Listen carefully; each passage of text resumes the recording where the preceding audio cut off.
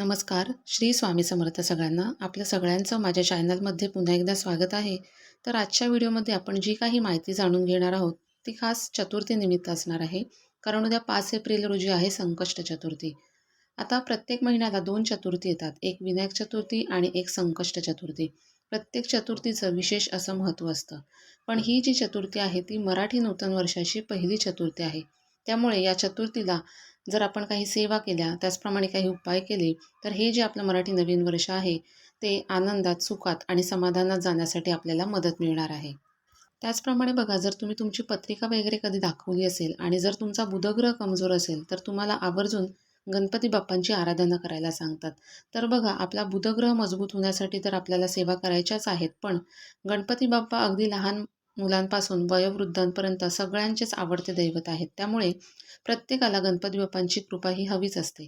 कारण गणपती बाप्पांची कृपा ज्यांच्यावर होते, त्यांच्या आयुष्यातील विघ्न जे आहेत ते दूर होत असतात. मग बघा, ते शैक्षणिक क्षेत्र असू देत किंवा मग नोकरी असू देत, व्यवसाय असू देत, या प्रत्येक क्षेत्रात येणारी विघ्न दूर करण्यासाठी प्रत्येक व्यक्तीने गणपती बाप्पांची आराधना करायचीच आहे. जेव्हा गणपती बाप्पांचा आशीर्वाद आपल्या घरावरती असतो, तेव्हा आपल्या घरातील कोणतेही विघ्न टिकत नाहीत. आपलं घर जे आहे ते सुखाने आणि समाधानाने भरत असतं. तर बघा, उद्याच्या दिवशी आपल्याला काय करायचं आहे, काय-काय करायचं आहे ते जाणून घेऊयात. तर बघा, उद्याच्या दिवशी अर्थातच आपल्याला लवकर उठायचं आहे.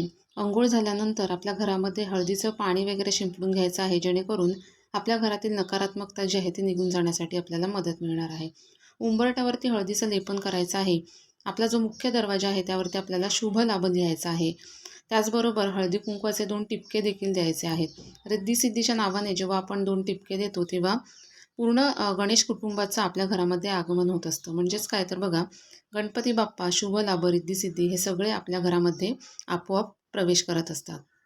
त्यामुळे हे छोटंसं काम आपल्याला सकाळी लवकर उठून करून घ्यायचं आहे. त्याचप्रमाणे बघा, आपल्या मुख्य दरवाजावरती जसं आपण इतर सणाच्या दिवशी दिवा लावतो, त्याचप्रमाणे तेलाचा किंवा तुपाचा दिवा जो आहे तो आपल्या मुख्य दरवाजावरती लावून घ्यायचा आहे. यानंतर आपली मुख्य जी पूजा आहे त्यामध्ये बघा, आपल्याला गणपती बाप्पांच्या मूर्तीवरती पंचामृताने अभिषेक करायचा आहे. पंचामृत नसेल वेळेवरती तर बघा, दूध किंवा पाणी वापरलं तरी देखील चालेल. आणि हे जे तीर्थ आहे ते आपल्याला आपल्या घरातील सदस्यांना, लहान मुलांना प्यायला द्यायचं आहे. यासोबतच बघा, जर तुम्ही मंदिरात जाणार असाल तर गणपती बाप्पांना दुर्वा आणि त्यासोबतच हिरवे मूग जर अर्पण केले, तर बघा, हिरवा रंग हा बुधग्रहाशी संबंधित आहे आणि हा बुधग्रह आपला मजबूत असेल तर विद्यार्थी असतील तर विद्यार्थ्यांची जी बौद्धिक क्षमता असते ती वाढण्यासाठी किंवा मग त्यांची शैक्षणिक प्रगती होण्यासाठी मदत मिळत असते. त्याचबरोबर जर तुमचा व्यवसाय असेल किंवा नोकरी असेल तर त्यामध्ये देखील वृद्धी होण्यासाठी मदत मिळत असते. तसंच बघा, उद्या जर तुमचा उपवास नसेल तर तुम्ही हिरव्या मुगाची खिचडी देखील करून खाऊ शकता. याच हिरव्या मुगाचा आपल्याला आपल्या मुलांसाठी देखील उपाय करता येणार आहे. तो कसा तर बघा, 21 मूग घ्यायचे, मुगाचे दाणे जे आहेत ते घ्यायचे आणि तुम्ही मंदिरात जाऊनही हा उपाय करू शकता किंवा घरी केलात तरी देखील चालेल. एक एक मुगाचा दाणा जो आहे तो बाजूला ठेवायचा. पण हे करत असताना बघा काय करायचं तर, एक मुगाचा दाणा बाजूला ठेवायचा आणि गणपती स्तोत्र जे आहे ते म्हणायचं आहे. एक मुगाचा दाणा बाजूला ठेवून अशा प्रकारे 21 जे मुगाचे दाणे आहेत ते घ्यायचे आणि 21 वेळेला आपल्याला गणपती स्तोत्र जे आहे ते म्हणायचं आहे. बघा, गणपती स्तोत्र म्हणण्यासाठी अगदी 2 मिनिटं लागतात. त्यामुळे हा उपाय जो आहे तो तुम्ही तुमच्या मुलांसाठी करू शकता. त्यानंतर जर तुम्ही मंदिरात जाणार असाल तर मंदिरात हे अर्पण करायचे आहेत किंवा मग तुम्ही जर हा उपाय घरीच करणार असाल तर घरच्याच मंदिरात आपल्याला हे मुगाचे दाणे ठेवायचे आहेत आणि नंतर म्हणजे दुसऱ्या दिवशी हे निर्माल्यात टाकले तरी देखील चालेल. यासोबतच बघा, उद्याच्या दिवशी चतुर्थीनिमित्त आपल्याला कापरासोबत काही गोष्टी ज्या आहेत त्या प्रज्वलित करायच्या आहेत, जेणेकरून आपल्या घरातील वातावरण जे आहे ते शुद्ध, सकारात्मक आणि पवित्र होण्यासाठी आपल्याला मदत मिळेल. तर बघा, संध्याकाळच्या वेळेस म्हणजे साधारण दिवे लागणीच्या वेळेस काय करायचं आहे तर आपल्याला 4-5 कापराच्या वड्या ज्या आहेत त्या घ्यायच्या आहेत आणि एक खोबऱ्याची वाटी घ्या किंवा मग खोबऱ्याचा तुकडा घेतला तरी देखील चालेल. त्यामध्ये हे जे कापूर आहे ते प्रज्वलित करायचे आहेत आणि त्यानंतर आपल्याला ओम विघ्नहर्ताय नमः हा मंत्र जो आहे तो म्हणायचा आहे.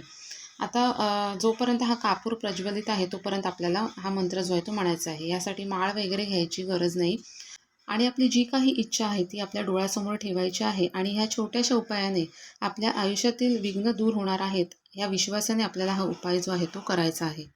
यासोबतच बघा आपल्याला गणपती बाप्पांना उद्या नैवेद्य म्हणून अर्थातच गणपती बाप्पांना मोदक अतिशय प्रिय आहेत. मोदकाचा नैवेद्य तुम्ही ठेवू शकता. या व्यतिरिक्त बघा गूळ आणि खोबऱ्याचा नैवेद्य ठेवू शकता किंवा फक्त गुळाचा नैवेद्य देखील तुम्ही ठेवू शकता किंवा मग लाडू देखील ठेवू शकता. बघा जो काही नैवेद्य ठेवणार आहात तुम्ही त्याचा स्वीकार गणपती बाप्पा अगदी आवडीने अतिशय आवडीने करत असतात. यासोबतच बघा आपलं स्वतःचं घर व्हावं यासाठी उद्याच्या दिवशी आपल्याला गणेश पंचरत्न स्तोत्र जे आहे ते वाचायचं आहे. बघा अतिशय सोपं आणि छोटंसं असं हे स्तोत्र आहे, पण अतिशय प्रभावी असं स्तोत्र आहे. त्यामुळे तुमची घराची इच्छा पूर्ण होण्यासाठी गणपती बाप्पांना नवस करून अशा पद्धतीने गणेश पंचरत्न स्तोत्र जे आहे ते वाचायला सुरुवात करायची आहे. निश्चितच तुमचं जे घर खरेदी करण्यासाठीचे जे काही प्रयत्न आहेत आणि त्यामध्ये जर काही विघ्न येत असतील, अडथळे येत असतील, तर ते दूर होण्यासाठी नक्कीच गणपती बाप्पांचा आशीर्वाद तुम्हाला प्राप्त होईल. तर स्वामी भक्त हो बघा उद्याच्या दिवशी आपल्याला काय काय करायचं आहे ते थोडक्यात मी इथे सांगण्याचा प्रयत्न केलेला आहे. जे जे शक्य होईल ते करण्याचा प्रयत्न करा आणि जमल्यास तुमच्या जवळपास जर गणपती बाप्पांचं मंदिर असेल तर तिथे देखील जाऊन दर्शन घेण्याचा प्रयत्न करा. कारण बघा घरामध्ये तर देव असतोच, पण अशा विशेष प्रसंगी मंदिरामध्ये जाऊन दर्शन करण्याला देखील विशेष महत्त्व असतं. जाताना नारळ किंवा लाल रंगाची फुलं किंवा दुर्वा यापैकी काहीही तुम्ही घेऊन जाऊ शकता. तर बघा नक्कीच उद्याच्या दिवशी तुम्ही हे उपाय जे आहे ते करण्याचा प्रयत्न करा आणि जमल्यास मंदिरात देखील जाऊन या. व्हिडिओतली माहिती जर तुम्हाला आवडली असेल तर व्हिडिओला लाईक करा आणि अशाच माहितीपूर्ण व्हिडिओजसाठी चॅनलला सबस्क्राईब देखील करा. धन्यवाद.